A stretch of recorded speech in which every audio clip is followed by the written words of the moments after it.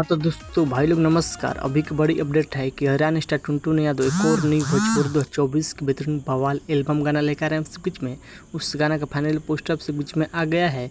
इसी वीडियो में इसी गाना जानकारी दूँ बीच में किस चैनल पर कब लॉन्च किया जाए, कब तक सुनने को मिलेगा। जो भाई लोग चैनल सब्सक्राइब नहीं किए हैं तो प्लीज़ चैनल सब्सक्राइब कर लिए। सबसे पहले ऐसा भोजपुरी हर अपडेट जानकारी जानने के लिए शुरू से अंत तक इस वीडियो में बना रहेगा, आपसे बीच में चैनल पर जानकारी मिल जाया करेगा। जी बोलो बताते हैं कि टुनटुन यादव के एल्बम गाना का टाइटल है कबूतर। कबूतर इस सॉन्ग को गाए हैं हरियाणा स्टार टुनटुन यादव साथ में नेहा राज ने गाना का ही डूट गाना होने वाला। यो गाना भोजपुरी फैंस का खूब दुलार प्यार मिलेगा। बहुत बेहतरीन कमाल का एल्बम गाना होने वाला कबूतर।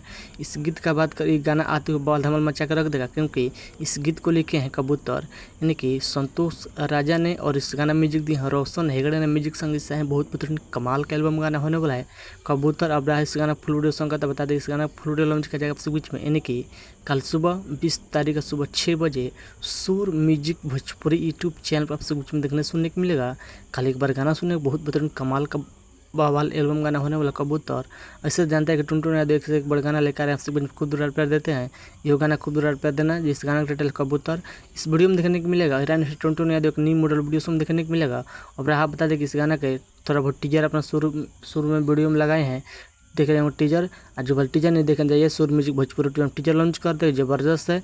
आप लोग बताइए कि हरियाणा स्टार टुनटुन यादव का ये वीडियो अपडेट न्यूज़ कैसा लगा। अपडेट न्यूज़ पसंद पर प्लीज़ वीडियो को लाइक कीजिए, दोस्तों भी शेयर कीजिए। बस वीडियो में इतना मिलता है। जय हिंद, जय भोजपुरी, धन्यवाद।